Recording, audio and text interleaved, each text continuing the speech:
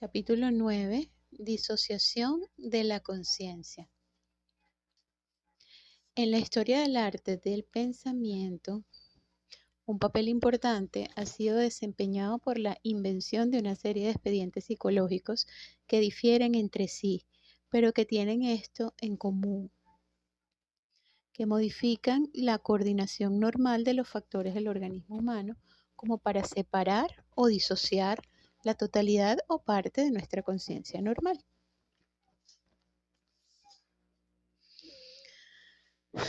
El más simple de estos expedientes ha sido conocido por lo menos desde la Edad de Piedra y consiste en la disociación más o menos completa de la conciencia por hipnotismo o autohipnotismo. Se han inventado innumerables métodos para producir este resultado.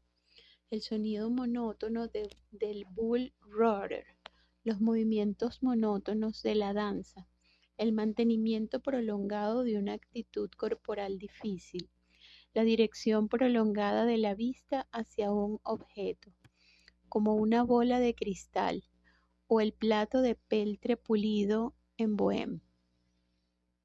La contención de la respiración, escuchar el susurro de las hojas de un árbol, la repetición de frases monótonas, el uso del rosario, etcétera, etcétera.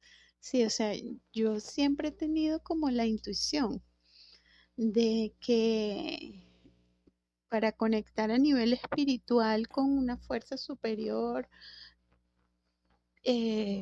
sea lo cual sea, que cada religión tiene pues específicamente dirigido a las religiones y a las creencias, que cada quien pues tiene su deidad superior en la cual creer, pero que para conectarse con esa energía espiritual hay una serie de cosas que se dicen repetidamente como, como un mantra. O sea, hay quienes utilizan mantras y repiten ciertos sonidos, y entran en cierto estado mental. Igual, las personas que rezan el rosario es algo tan monótono, tan repetitivo, que estoy completamente de acuerdo con el autor. Eso es una intuición que ya yo tenía, como había dicho, de que sí, se entra como en autohipnotismo cuando uno está en eso. La eficacia de estos métodos se ve a menudo aumentada por la acción de drogas, por la abstención de alimentos o de sueño o por ciertas clases de música.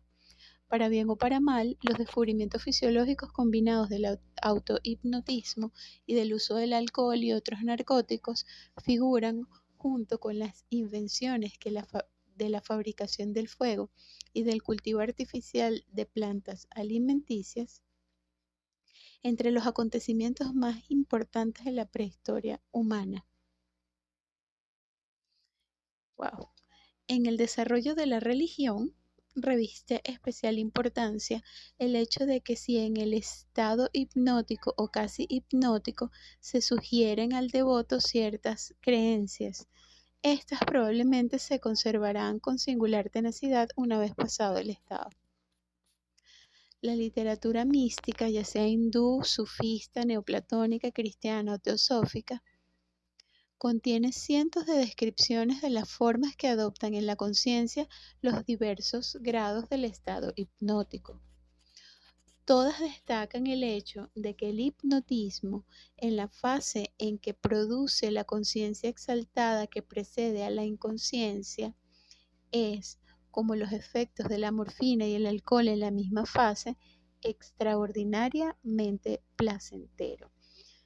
Uniéndolo con la teoría de Mihaly Csikszentmihalyi, de la teoría del flow, eso es cuando estás en pleno estado de flow.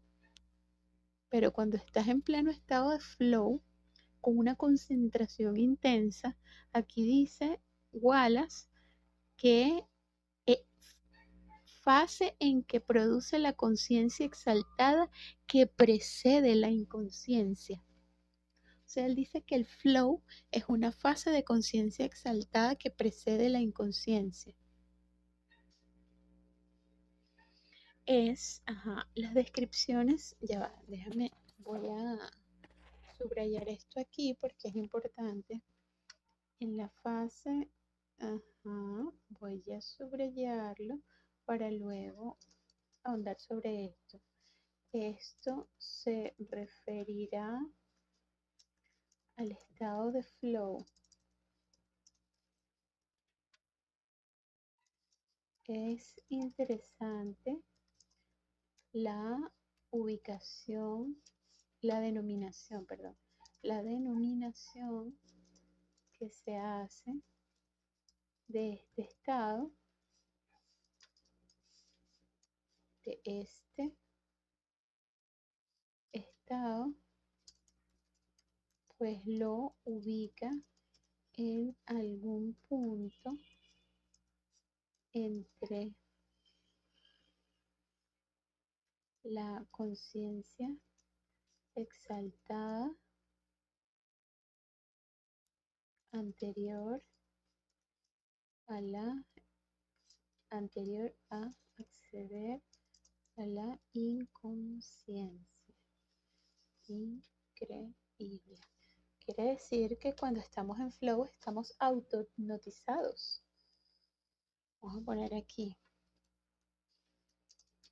Quiere esto decir que cuando estamos en flow estamos bajo los efectos del auto-hipnotismo.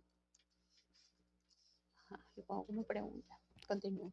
Las descripciones también coinciden en señalar que este placer se asocia a menudo con una intensa convicción de que el sujeto hipnotizado está en lo que algunos de ellos llaman un plano superior del ser.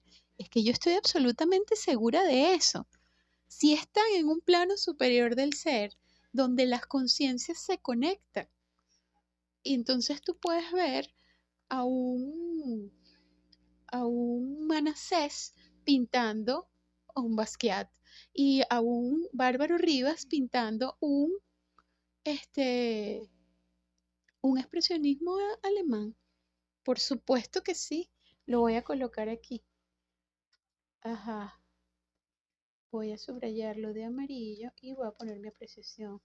Por supuesto, esta intuición la he tenido,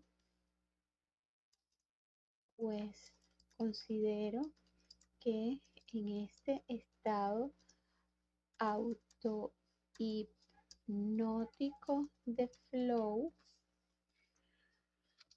las personas tienen el poder de acceder a esos estados superiores de conciencia. Bueno, no el poder, tienen la posibilidad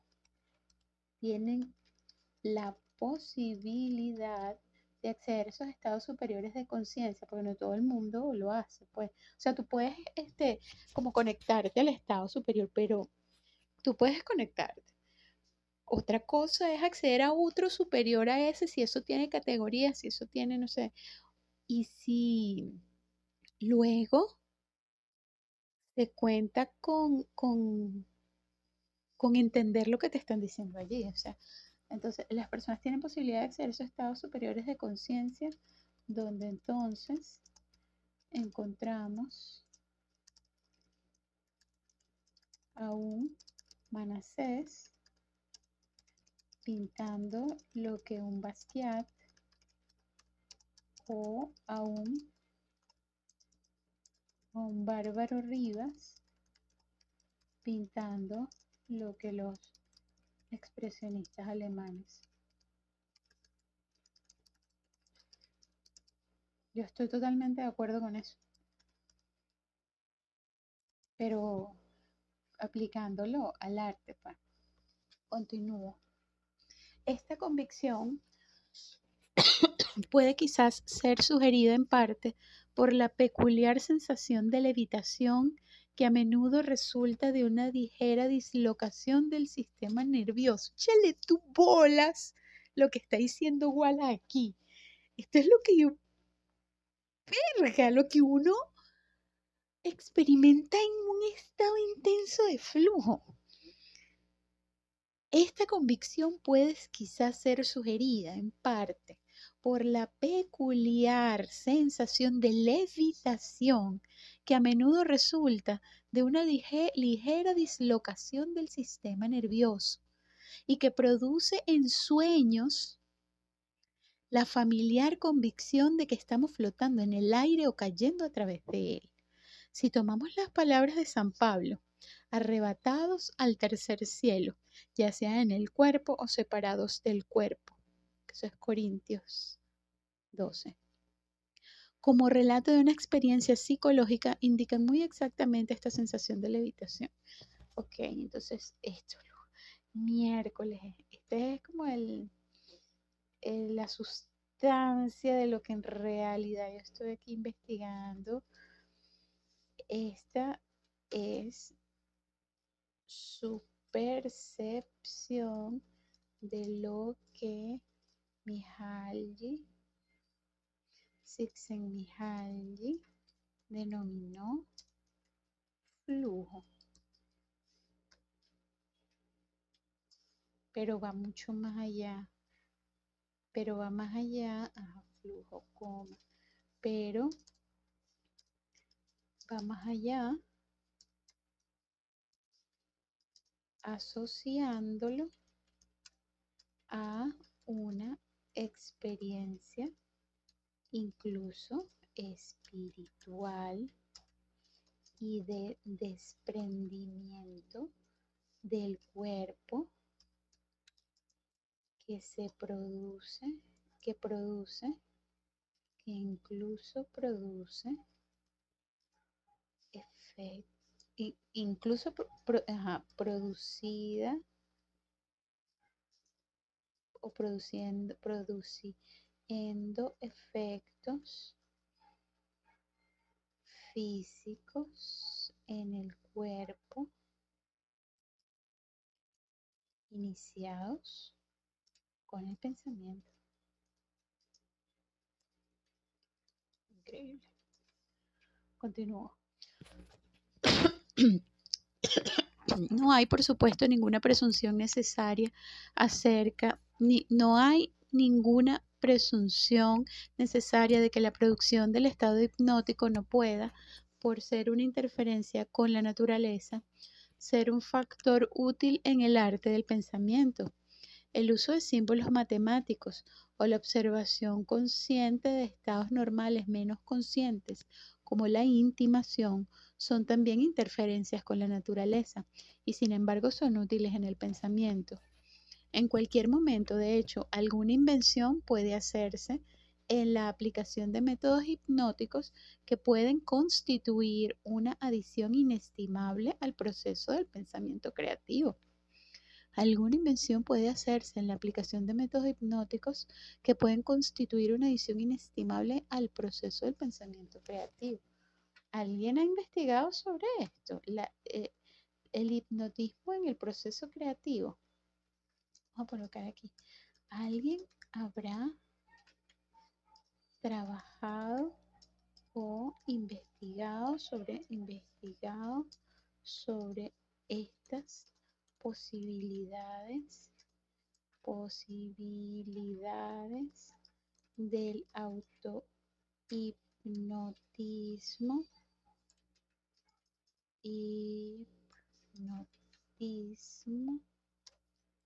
para el proceso creativo? Wow. Ok, lo voy a subrayar. Continúo. Pero por el momento, todo lo que podemos preguntar es si el hipnotismo, juzgado por sus resultados comprobados, ha demostrado ser útil o no. Al tratar de responder esta pregunta, primero hay que distinguir entre los efectos del hipnotismo o de expedientes similares sobre las funciones del resto del organismo y de sus efectos sobre los procesos intelectuales del cerebro superior. Existe una gran cantidad de pruebas que indican que cuando el sistema nervioso simpático se sustrae al control cerebral consciente y es estimulado directamente por la sugestión o por lo que MMK o Baudouin llaman autosugestión, el gran aumento en la energía de ese sistema, un gran aumento en la energía de ese sistema puede tener lugar. Este aumento de energía puede hacerse útil en el tratamiento médico. Se pueden inhibir tics y otras reacciones adquiridas aparentemente incurables. Se pueden curar las verrugas, como han sabido hacer las brujas blancas durante miles de años. Se puede provocar el parto, se pueden producir estigmas y quizás la tuberculosis y algunas otras enfermedades terminales puedan en sus primeras fases ser controladas. También hay pruebas de que el hipnotismo o la autosugestión pueden aumentar temporalmente la fuerza muscular, pueden mejorar temporalmente procesos mentales tan simples como el recuerdo o el cálculo aritmético y pueden iniciar mejoras importantes en nuestros hábitos nerviosos menos conscientes. Y antes de estimar los efectos del hipnotismo sobre los delicados y complejos procesos del pensamiento creativo, hay que distinguir entre los grados más profundos y los más leves de disociación hipnótica. Okay. Personas completamente hipnotizadas han escrito poemas y tratados filosóficos y novelas, y han hecho dibujos y cuadros, y se han compuesto poemas en la condición análoga del sueño natural. Pero los resultados parecen indicar que ni el trance hipnótico completo ni la condición del sueño son realmente favorables para el funcionamiento de los procesos intelectuales superiores. Cuando una obra intelectual acabada, como por ejemplo el poema Kubla Khan de Coleridge, se ha producido en un sueño, a menudo hay razones para creer que el estado de sueño era incompleto, como puede haber ocurrido en el sueño del Láudano de Coleridge, o que la obra se ha desarrollado posteriormente mediante una elaboración más o menos consciente en el estado de vigilia. Lo mejor del trabajo onírico registrado parece consistir en la producción ocasional de tramas y escenas vívidas y coherentes para novelas, poemas o dramas. El trabajo intelectual continuo que se sabe ha sido producido en pleno trance hipnótico, aunque a menudo es mucho más acabado y coherente que el producido en sueños, es, en el mejor de los casos, un material pobre. Louis Mo, no sé, bajo el dictado de Patience Worth, no debían nada al esfuerzo consciente. No son libros que muchos de nosotros leeríamos por sí mismos. Por otra parte, hay pruebas de que un ligero o grado de disociación puede ser útil, al menos menos perjudicial para el propósito de ciertos tipos de pensamiento creativo. Ajá, vamos a poner aquí, voy a justificación, poner justificación de la utilidad del pensamiento, del autohipnotismo para el pensamiento creativo. Ajá, subrayo y coloco. Entonces lo estoy leyendo así con sumo cuidado porque, wow, el pensador puede ser ayudado en esa condición a escapar de algunos de los hábitos e inhibiciones que impiden la libre asociación de sus ideas. Ay, mira, esto está maravilloso. El pensador puede ser ayudado en esa condición a escapar de algunos de los hábitos e inhibiciones que impiden la libre asociación de sus ideas. Ajá, pero ponte que tú no estás bajo un trance hipnótico de otra persona, sino que tú estás auto hipnotizado. También te desinhibes. Cara, es como de propiedad propiedades y beneficios para el pensamiento creativo. Escúchale. Ok, subrayo. Los príncipes indios que, alejándose de la sofocante atmósfera de intriga de sus pequeñas cortes, solían visitar al rishi sentado en un semicono al pie de un árbol, a menudo oían de él una exposición mucho mejor de su deber hacia los sencillos problemas de sus aldeas tributarias que la que oían cada día de sus ministros o esposas o concubinas. El psicoanalista que se jactaba de haber podido curar a Blake del hábito del pensamiento en trance podría, de haberlo hecho, haber dificultado que el pueblo inglés sintiera la importancia de ciertos factores del sistema social inglés de hace 100 años. Uno de los tormentos de la disociación leve, la alucinación de voces, aunque se parecen mucho a las ilusiones producidas por enfermedades cerebrales graves, ha ocurrido a menudo en el caso de personas sanas de gran imaginación y no parece ser incompatible con un pensamiento creativo eficaz. Tales voces, de hecho, solo pueden representar una forma inusualmente vívida de intimación e iluminación. Wow, esto es una posibilidad. Hay gente que en ese estado escucha voces. Naguará, uno de los... Voy a subrayar. Esta es una de las posibilidades. Wow. Al estar en trance. Wow. Muchos novelistas y dramaturgos se han descrito a sí mismos como oyendo realmente las voces de las personas que han creado.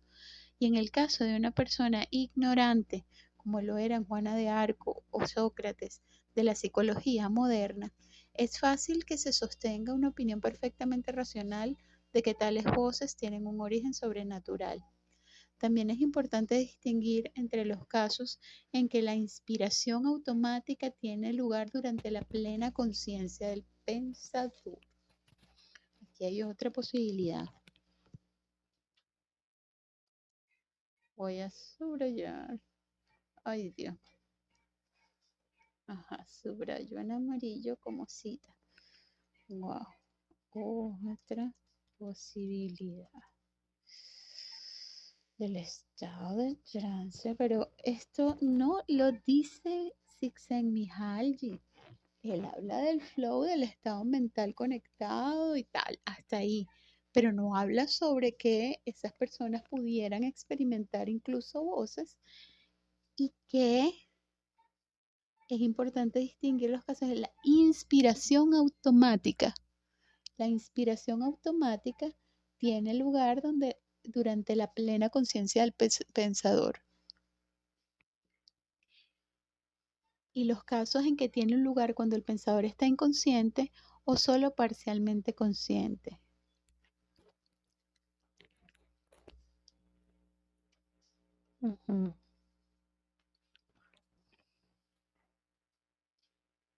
Platón no podía ver ninguna distinción entre su propia inspiración vívida o lo que he llamado iluminación, mientras escribía con plena conciencia el Fedro o el Timeo,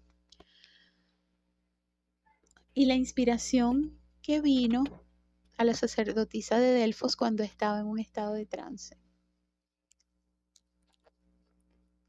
Pero esa distinción existe y es responsable de una gran parte de la diferencia entre la verdadera poesía y la ciencia y las fluidas divagaciones de un médium espiritista.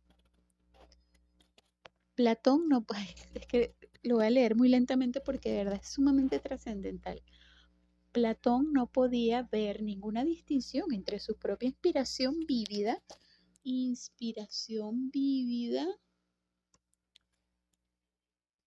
mientras escribía con plena conciencia el Fedro o el Timeo, y la inspiración que vino de la sacerdotisa de Delfos cuando estaba en estado de trance. Pero esa distinción existe y es responsable de una gran parte de la diferencia entre la verdadera poesía y la ciencia y las fluidas divagaciones de un medium espiritista.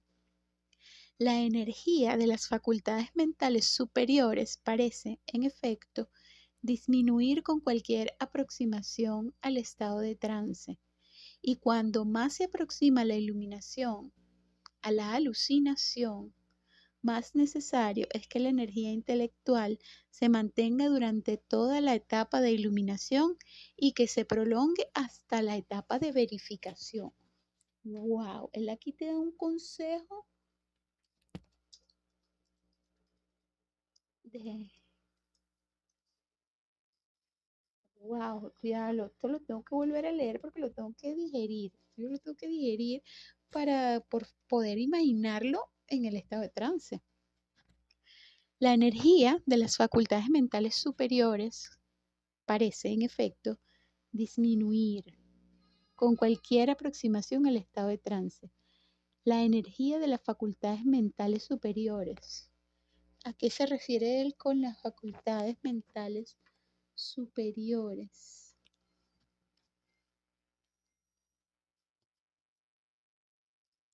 ¿A qué se refiere él con eso? Parece en efecto disminuir con cualquier aproximación al estado de trance. Emoción, energía. Aquí no tengo energía por ningún lado. Y cuanto más se aproxima a la iluminación, cuanto más se aproxima la iluminación a la alucinación, o sea, la idea se convierte en alucinación, más necesario es que la energía intelectual se mantenga durante toda la etapa de iluminación y que se prolongue hasta la etapa de verificación. Esto está muy fuerte, yo no entiendo. Wow. Estos problemas son, por supuesto, importantes, no solo para la literatura y la ciencia, sino también para las artes de la pintura, la escultura y la música. Toda la cuestión del estado fisiológico psicológico más favorable para la producción artística creativa está siendo discutida actualmente por los artistas en relación con las diversas formas de postimpresionismo, dadaísmo, etc. Y sería una ventaja que las discusiones de los psicólogos y de los artistas pudieran ponerse en contacto. Ay, fíjate lo que él dice aquí. Él hace este llamado. ¿Qué tal? Un ligero un ligero grado, vamos a anotar aquí, hace este llamado. Ajá. Un ligero grado de disociación puede ser útil para un artista que desea romper con sus propios hábitos de pensamiento y visión y los de su escuela, pero la forma más elevada de producción artística parece tener lugar cuando en el momento de la producción se alcanza una armonía entre una intensa actividad de todo el sistema nervioso superior e inferior por igual y la voluntad, y la voluntad consciente.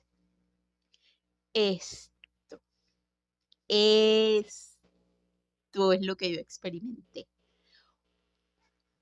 La forma más elevada de producción artística parece tener lugar cuando en el momento de la producción, o sea, en el hacer, se alcanza una armonía entre una intensa actividad de todo el sistema nervioso superior e inferior por igual y la voluntad consciente. Yo fui capaz de ver eso como artista.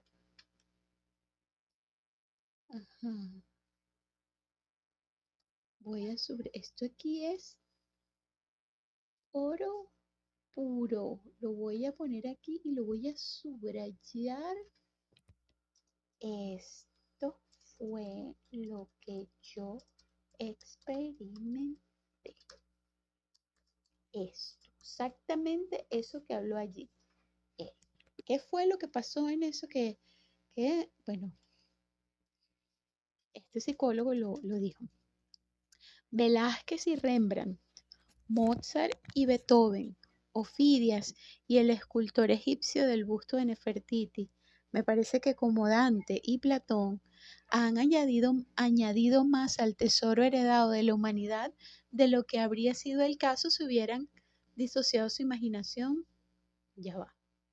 Velázquez y Rembrandt, Mozart y Beethoven, Ofidias y el escultor egipcio del busto de Nefertiti, me parece, como Dante y Platón, añadido más al tesoro heredado de la humanidad de lo que habría sido el caso si hubieran disociado su imaginación de su voluntad consciente. Okay. No entiendo lo que quieres decir aquí, Wallace. El pensamiento religioso y metafísico, o sea, en el pensamiento religioso y metafísico, el problema de la relación entre la creación intelectual y la plena conciencia siempre se ha complicado con el argumento que puede expresarse de la siguiente manera. Para los seres humanos, la prueba final de la verdad es el sentido de convicción, del mismo modo que la prueba final de la forma es el sentido estético.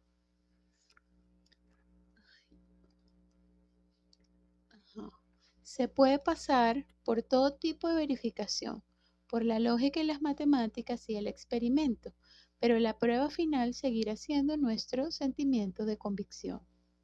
¿Por qué no aceptar la prueba de la convicción cuando se presenten circunstancias que no permiten la verificación experimental?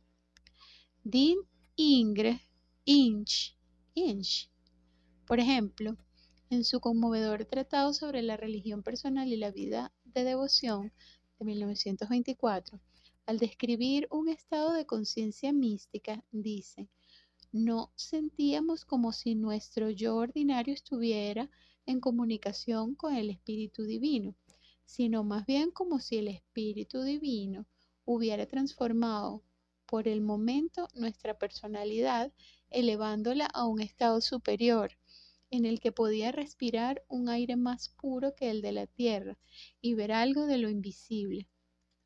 Nadie duda ni por un instante de la sinceridad de Dean Inch, porque no acepta la prueba de convicción en su caso cuando la aceptamos como prueba definitiva en todos los demás casos.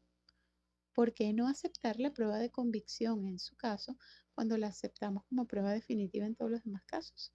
Se podría ofrecer la respuesta dialéctica de que el sentimiento de convicción que surge en el estado místico ha apoyado en el pasado muchas concepciones diferentes del universo, enseñadas por muchas religiones y filosofías diferentes, y que no todas pueden ser ciertas.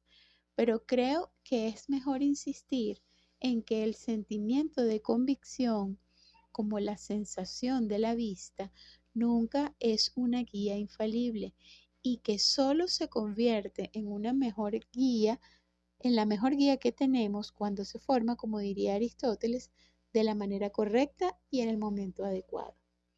Debemos, es decir, ir detrás de nuestro sentimiento de convicción. Ay, ya, yo tengo que volver para atrás.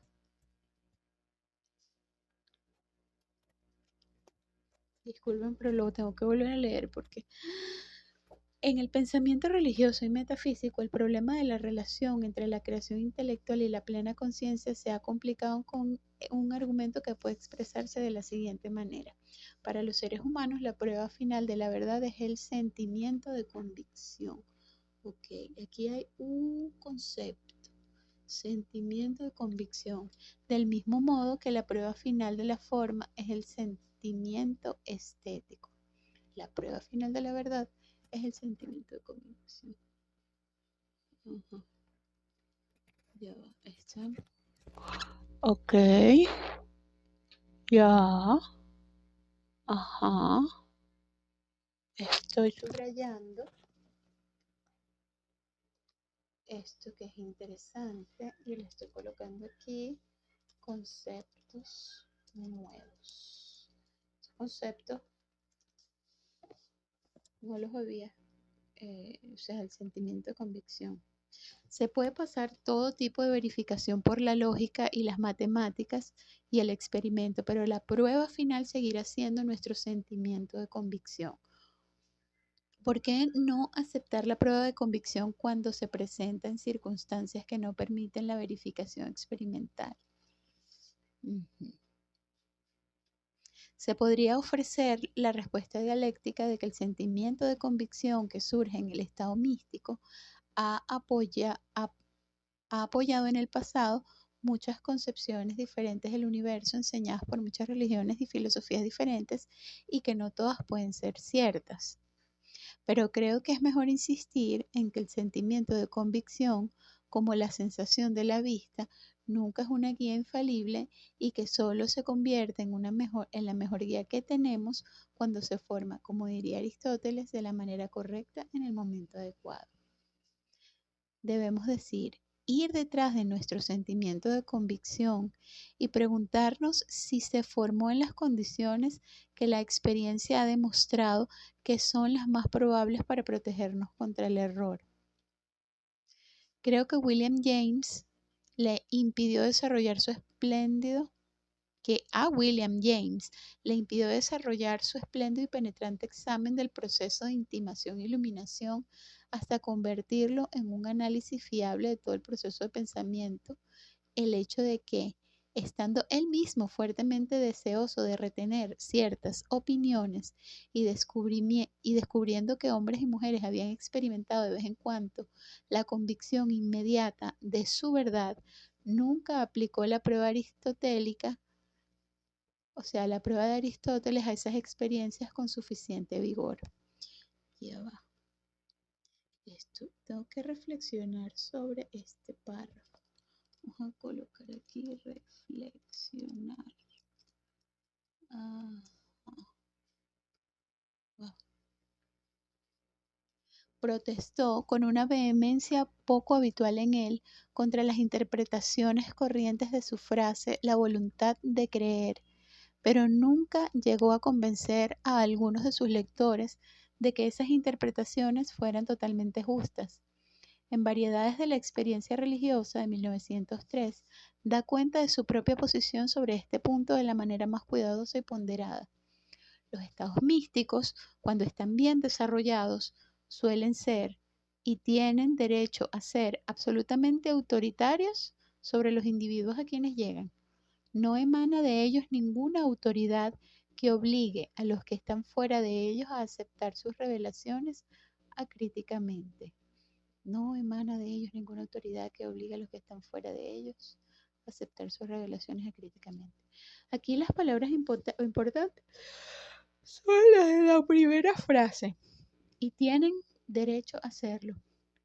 James acaba de describir con gran detalle el hecho de que el gas de óxido nitroso, cuando está suficientemente diluido con aire, estimula la conciencia mística en un grado extraordinario. Y sé de más de una persona que está persuadida de que en el trance de óxido nitroso tenemos una auténtica revelación metafísica. Pero esto ya es el uso de sustancias adicionales. Yo te digo que este trance se produce por el hecho de la concentración misma.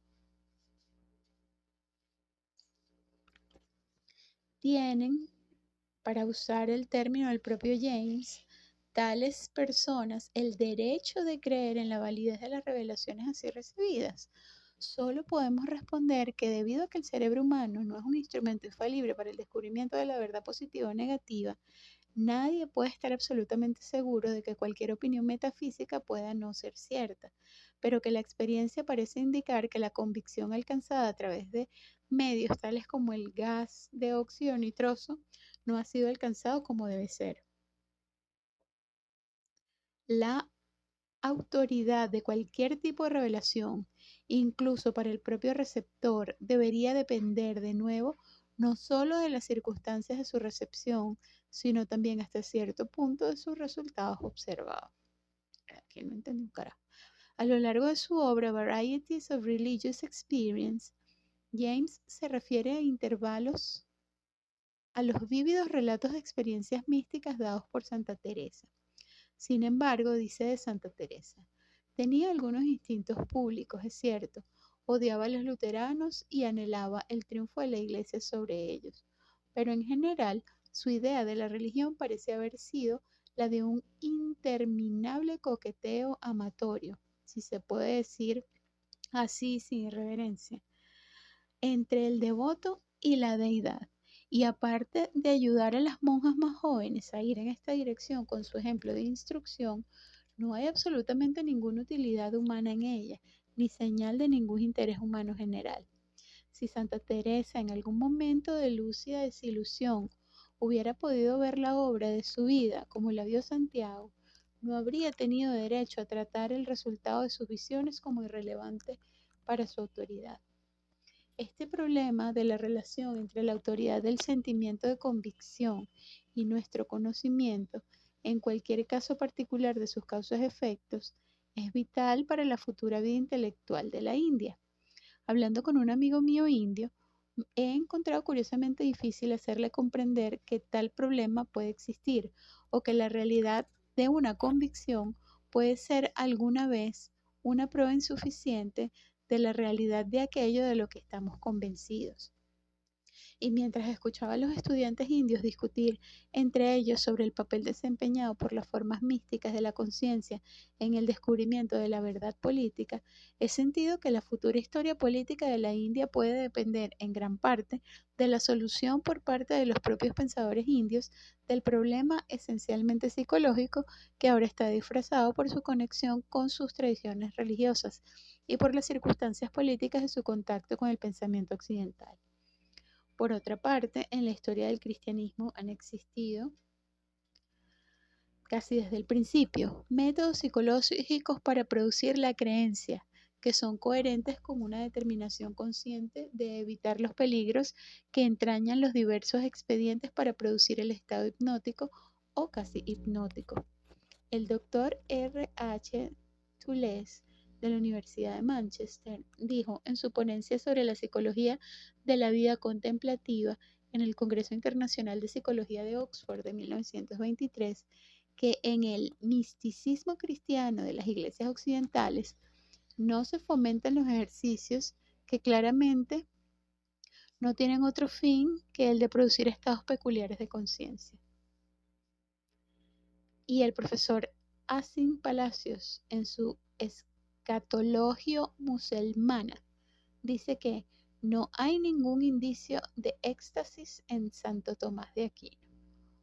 Un método no hipnótico de intención del que el ejemplo más conocido y autorizado son los ejercicios espirituales de Ignacio de Loyola, consiste en el uso de la voluntad plenamente consciente en un intento de dirigir el tren de la asociación mental por un camino deseado y de inhibir cualquier asociación que se desvíe de ese camino. Náguara, ya va. Un método no hipnótico de intención, del que el ejemplo más conocido y autorizado son los ejercicios espirituales de Ignacio de Loyola, consiste en el uso de la voluntad plenamente consciente en el intento de dirigir el tren de asociación mental por un camino deseado y de inhibir cualquier asociación que se desvíe de ese camino. Este es un método para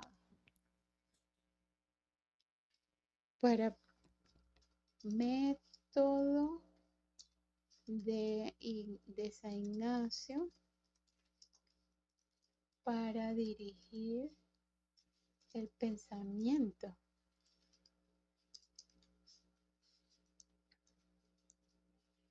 Wow, tengo que investigar sobre eso. Ajá, investigar. Este método está bien descrito por el profesor H. Hawley de Galway en su libro Psychology and Mystical Experience de 1920, que lleva el imprimatur oficial de su iglesia, en el que advierte a sus lectores contra la mera producción de disociación por métodos hipnóticos.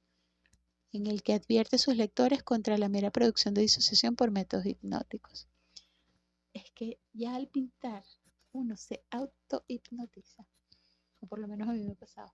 al hablar de la esencia de la meditación ignaciana, claro, porque todo esto tiene que ver, dice, aquellos elementos conscientes que no encajan en el esquema se expulsan rápidamente como distracción y todos los pensamientos extraños se comprueban cuidadosamente. Esto puede implicar una cierta restricción, pero el esfuerzo mismo tiende a la unificación y la agrupación efectiva de todos los elementos conscientes de valor con la dispersión en el olvido de sentimientos antagónicos, imágenes, colisiones e ideas. Este es el método de San Ignacio. Un método meditativo. Este es el método de San Ignacio, que es un método meditativo. Avanzando en las investigaciones hechas, me surgió la idea, o más bien la intuición, de que la manera de que entre los procesos, que entre el proceso de preparación para la actividad plástica, actividades como la meditación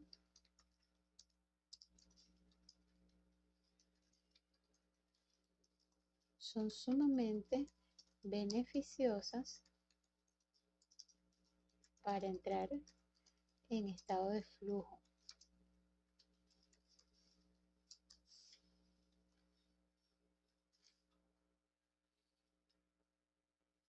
Porque ayuda al cuerpo a concentrarse, porque ayuda al cuerpo a concentrarse. Ok, eso lo escribí yo. La literatura de la experiencia religiosa muestra, sin embargo, la extrema dificultad de este proceso. Sí, es bastante difícil. Sentarse en actitud mental de tensa expectación con un determinado tema de meditación ante uno invita a la libre entrada de ideas asociadas con tanta fuerza compulsiva como para un ayudante la vista de la comida invita al acceso al hambre, al acceso del hambre. Casiano, el fundador del monacato de Francia, describe en sus institutos las luchas de los solitarios en sus cabañas de Egipto con tales pensamientos intrusivos. Cita, por ejemplo, lo que su amigo Germano dijo al abad Isaac sobre la dificultad de llevar a cabo una meditación prescrita sobre un pasaje de los Salmos, porque cuando la mente ha asimilado el significado de un pasaje de cualquier salmo, insensiblemente se aleja de él e ignorante y reflexivamente pasa a un texto de alguna otra escritura. Y cuando ha comenzado a considerar esto consigo misma, mientras que todavía no se ha explorado a fondo, el recuerdo de algún otro pasaje surge y cierra la consideración del tema anterior. O sea, la mente está divagando, saltando de un tema a otro. Y el alma va siempre de salmo en salmo y salta de un pasaje de los evangelios a leer uno de las epístolas, incapaz de rechazar o retener nada. Casiano dice que sus propias dificultades surgieron en parte de su educación temprana, aparentemente en una escuela en el sur de Francia, en literatura griega y latina. Un obstáculo especial para la salvación se añade por el conocimiento de la literatura que parece que ya he alcanzado en cierta medida. Ahora mi mente está llena de esas canciones de los poetas, de modo que incluso a la hora de la oración está pensando en esas fábulas insignificantes y las historias de batallas con las que desde su más tierna infancia fue almacenada por sus lecciones infantiles, y al cantar los salmos o pedir perdón por los pecados o algún recuerdo gratuito de los poemas se entromete o las imágenes de héroes luchando se presentan ante los ojos, de modo que esto no puede ser eliminado por mis lamentaciones diarias. El profesor Howley señala que las experiencias de los ascetas medievales demuestra que si se toma una proposición abstracta como tema de meditación, se espera a que surjan ideas e imágenes visuales a partir de ella. El control inhibitorio total es casi imposible. Y que uno de los grandes descubrimientos de Loyola fue la necesidad de proporcionarle al joven asceta un tren prescrito de imágenes, así como un tema prescrito de pensamiento. Cita al padre Berthier. En el siglo XIII hay que despojarse de imágenes imaginarias. En el siglo XVI hay que multiplicar las imágenes e incluso mostrarlas en colores violentos. La imaginación no mortificada, si no se le suministran imágenes adecuadas, pronto construirá una serie de las suyas y tendremos trenes conflictivos de pensamiento iniciados y la unidad psíquica perturbada. El hermano asno, cuando no se le castiga, rebuzna. No, pero dirigir esto es demasiado, o sea, me parece.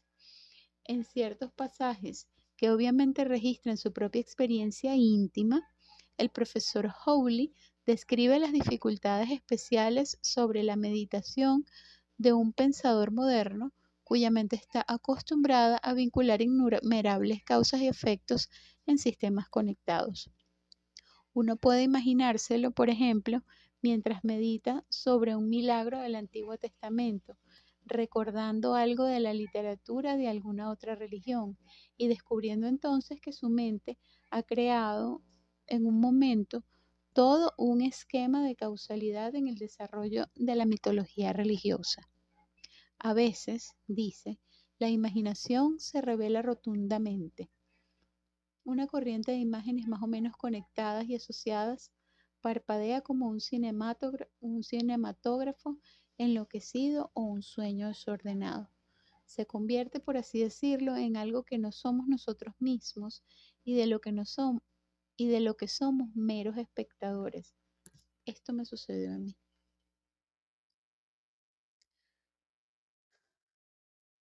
Holy.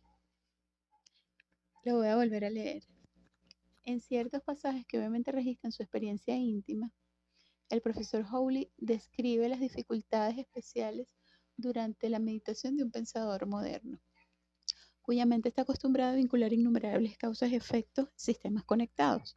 Uno puede imaginárselo, por ejemplo, mientras medita sobre un milagro del Antiguo Testamento, recordando algo de la literatura de alguna otra religión y descubriendo entonces que su mente ha creado un momento, todo un esquema de causalidad en el desarrollo de la mitología religiosa. ¿Okay? Entonces esto es lo que él dice. A veces, dice, la imaginación se revela rotundamente. Una corriente de imágenes más o menos conectadas y asociadas parpadea como un cinematógrafo enloquecido o un sueño desordenado. Se convierte, por así decirlo, en algo que no somos nosotros mismos y de lo que somos meros espectadores. Esto fue lo que me pasó a mí. Yo experimenté. Esto fue lo que yo experimenté.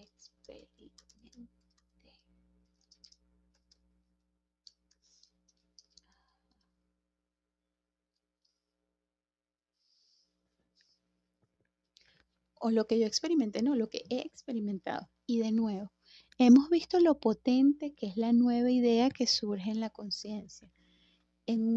Es un cambio. Somos curiosamente ávidos de cambio. La idea se instala antes de que seamos conscientes de su naturaleza y nuestra atención espontánea se engancha antes de que la atención automática de la mera curiosidad haya tenido tiempo de apagarse. Una vez que estamos interesados, todo nuestro campo tiende a desplazarse para dejar la nueva noción en el punto de mira. Ya he argumentado en el capítulo 3 que la asociación de emociones e impulsos puede entremezclarse con la asociación de ideas. La disciplina, por tanto, de la meditación a menudo tiene como objetivo asegurar que el tren de las emociones, así como el tren de las ideas y las imágenes, sigan un camino prescrito.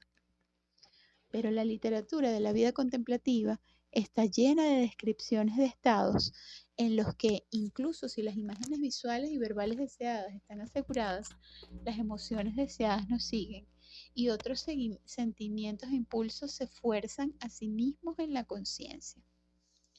Casiano describe cómo, cuando se sentaba a su meditación diaria, se sentía afligido, especialmente hacia el mediodía, con la convicción de que estaba malgastando su vida en una vana lucha por controlar la corriente natural de sus sentimientos, mientras que el mundo exterior necesitaba su ayuda activa.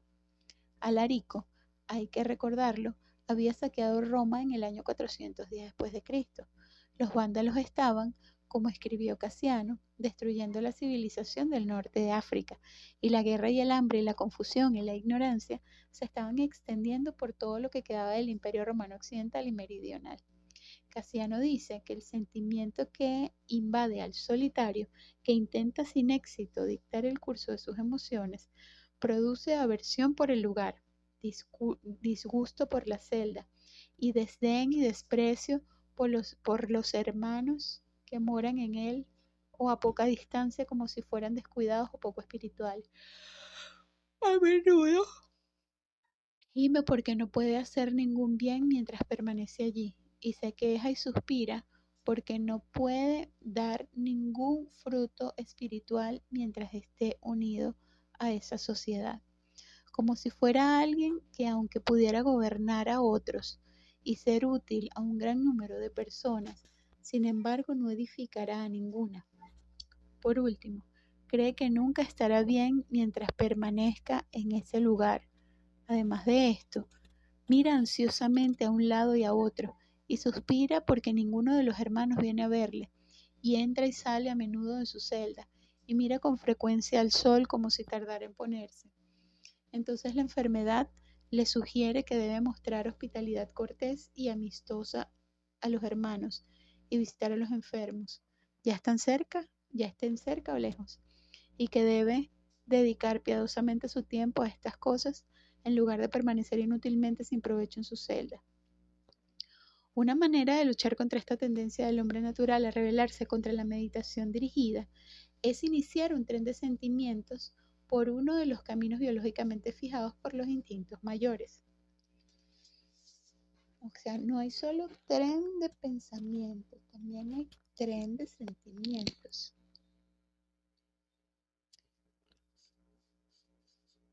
Tren de sentimientos. Ajá. Nos formamos, por ejemplo, una concepción antropomórfica de una persona o personificación divina, y entonces entramos en una serie de reacciones instintivas de piedad o humildad o miedo o lealtad. Tengo ante mí un pequeño folleto claro y práctico de Don John Chapman, el jefe de la ordenación benedictina de Inglaterra, titulado Contemplative Prayer, A Few Simple Rules. Trata de la condición de la noche oscura en la que los hombres no pueden meditar, es decir, no pueden hacer aparecer en sus mentes las imágenes y las emociones deseadas. No pueden, dice, meditar es una imposibilidad física. Cuando lo intentan, o bien ni siquiera pueden fijar sus pensamientos en el tema en absoluto, o bien caen en distracciones de inmediato a pesar de ellos mismos. Tampoco desean meditar. Es el estado de ánimo ordinario de la mayoría de los que pertenecen a una orden contemplativa. Entre otros medios, recomienda estimular el instinto de piedad. La mayoría de las personas, a la mayoría de las personas les resultará muy fácil y útil hacer el Vía Crucis en privado, o el instinto de sumisión, sentirse completamente aplastado y aniquilado, incapaz de todo bien, totalmente dependiente de la inmerecida e infinita misericordia de Dios. Es la mejor y única preparación para la oración. El instinto más comúnmente deseado para ser estimulado es el del amor. A veces es el tipo más exaltado de los instintos, maternal o filial o social, a veces como un instinto sexual más o menos sublimado. Pero este recurso de la autoestimulación de la asociación de trenes de emoción instintiva solo tiene éxito parcial y ocasionalmente.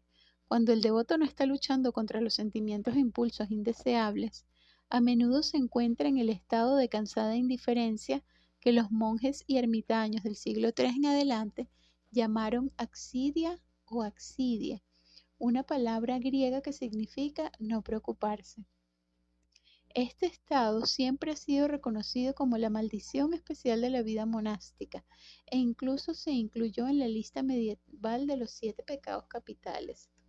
El padre F. W. Faber, cuyas conferencias espirituales en 1859 fueron muy leídas por los conversos católicos romanos del periodo victoriano medio en Inglaterra, describe vívidamente este estado en un discurso sobre la monotonía de la piedad. Dice que la mayoría de los hombres, en la mayoría de las etapas de la vida espiritual, se quejan de que la piedad es monótona. Lo admito. Admito que es mi propia experiencia.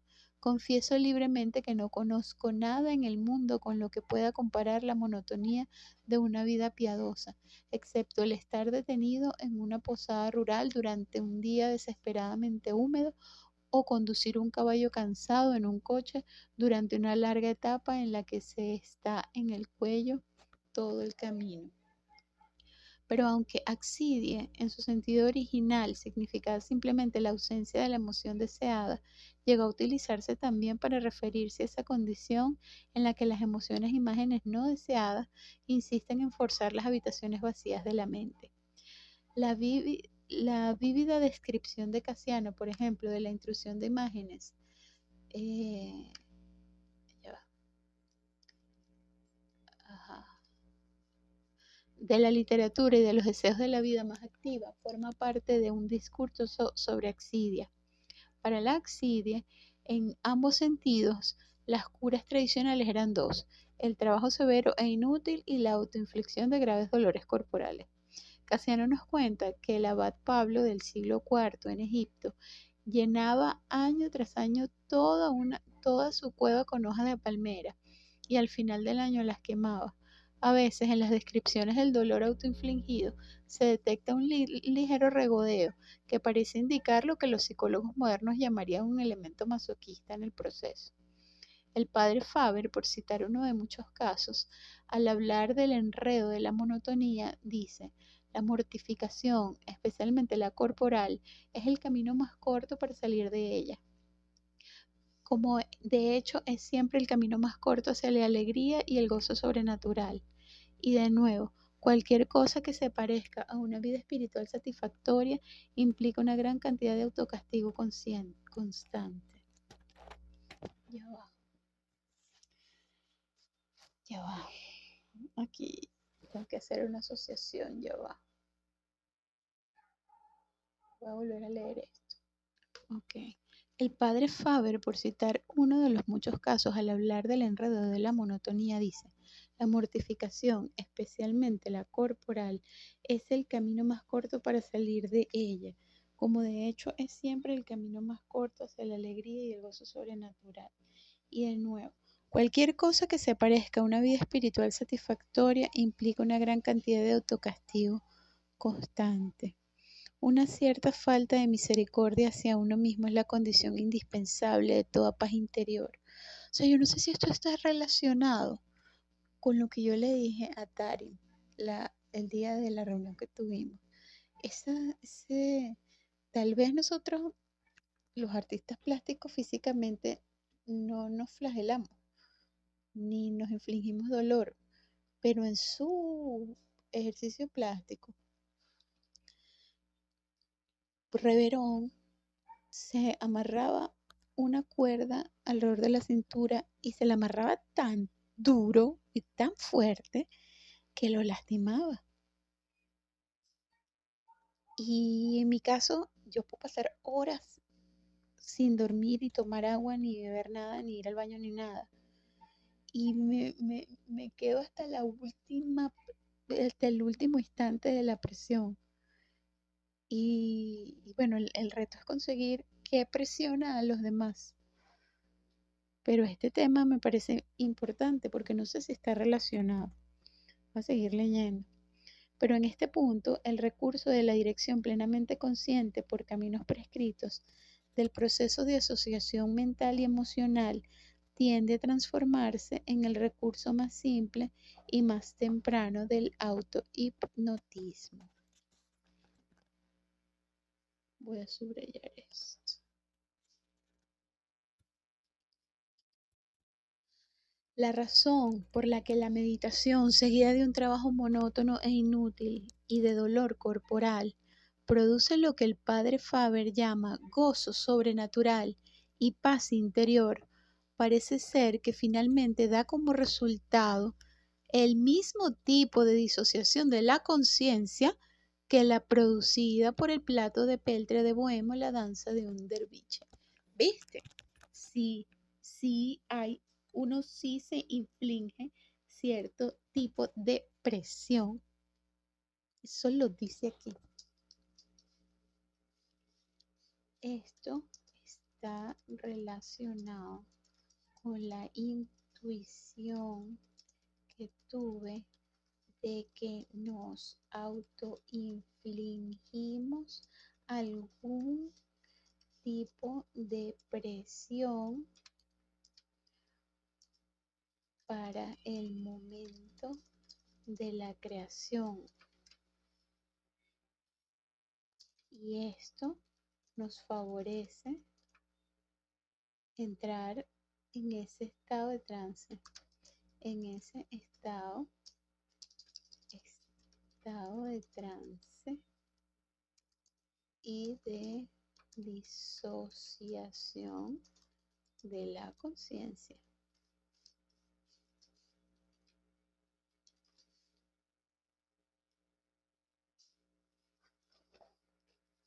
En los consejos católicos del siglo XX, a los místicos hay, de hecho, una tendencia frecuente a recomendar la producción del éxtasis que recompensa el éxito de la meditación.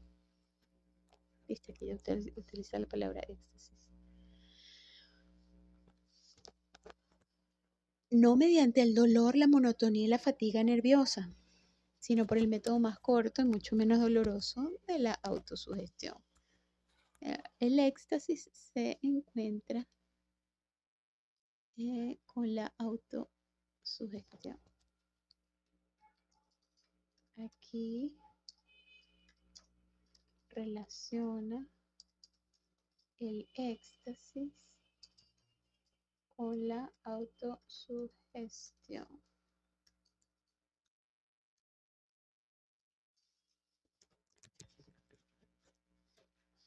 Don Chapman, por ejemplo, en el pequeño tratado que he citado, recomienda al contemplativo que trate de producir un estado idiota, que sienta como la más completa pérdida de tiempo hasta que gradualmente se haga más vívido.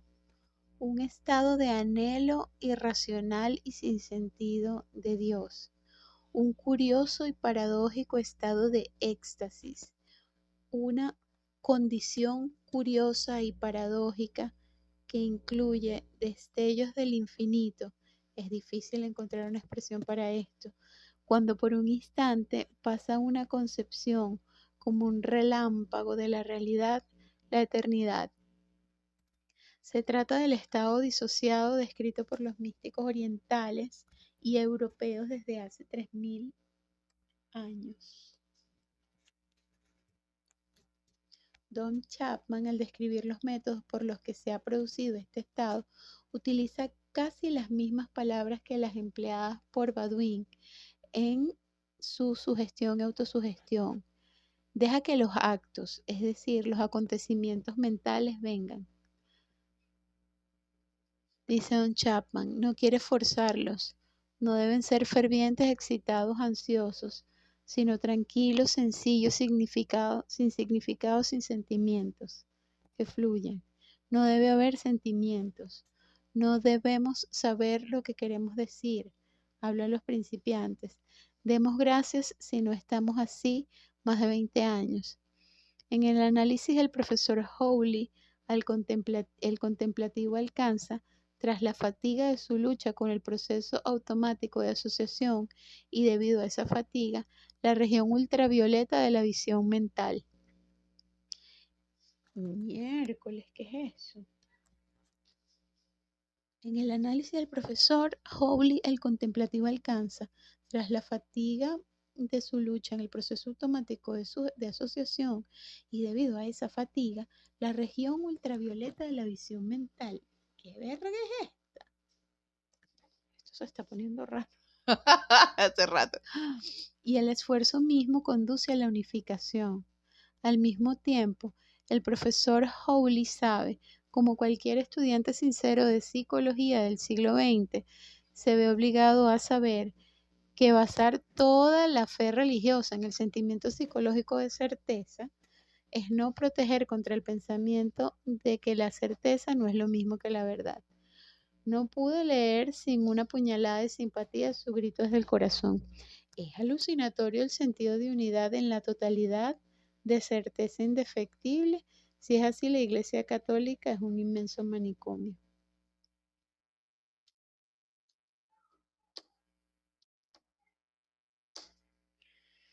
Ay, Dios.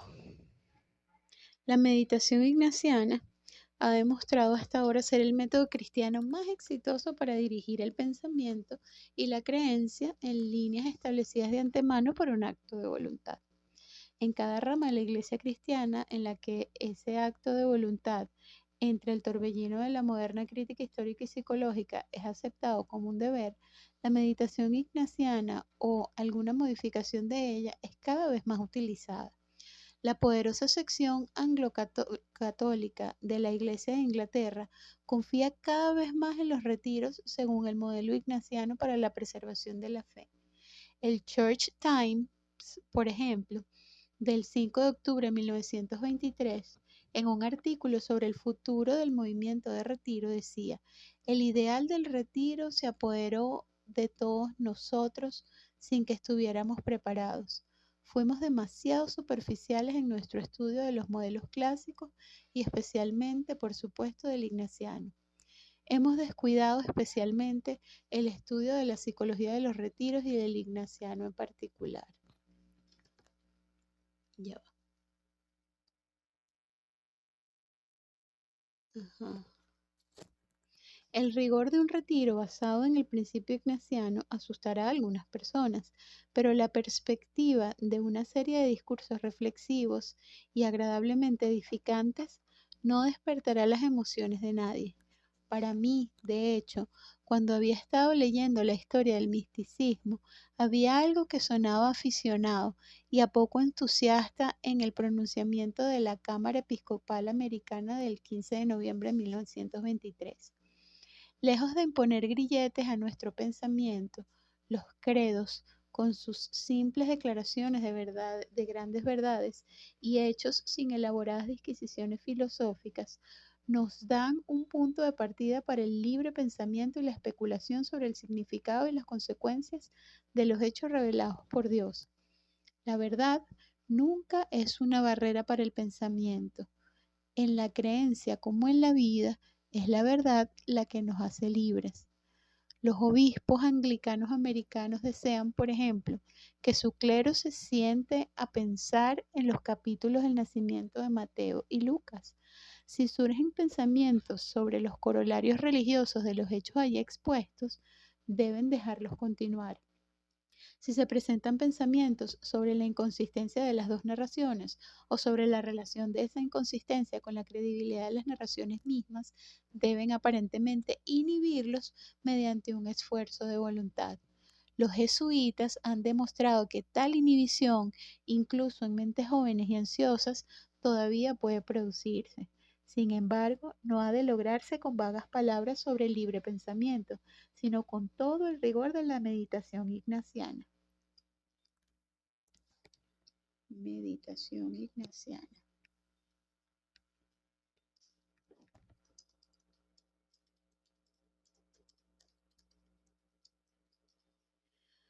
Y al juzgar el valor de la meditación ignaciana como método, Ajá. Y para juzgar el valor de la meditación ignaciana como método en el arte de pensar, una de las pruebas que deberíamos aplicarle, como a otras formas de disciplina intelectual, es un examen de sus resultados. La Compañía de Jesús existe desde hace 390 años. Ha reclutado miembros entre los más capaces, generosos y devotos jóvenes católicos de cada generación y los ha formado según los métodos de San Ignacio. Desde su fundación ha influido en la política de algunos de los estados europeos más poderosos. ¿Cuál ha sido su efecto en el desarrollo de una civilización europea pacífica, bondadosa y progresista? ¿Está siendo sarcástico, Wallace?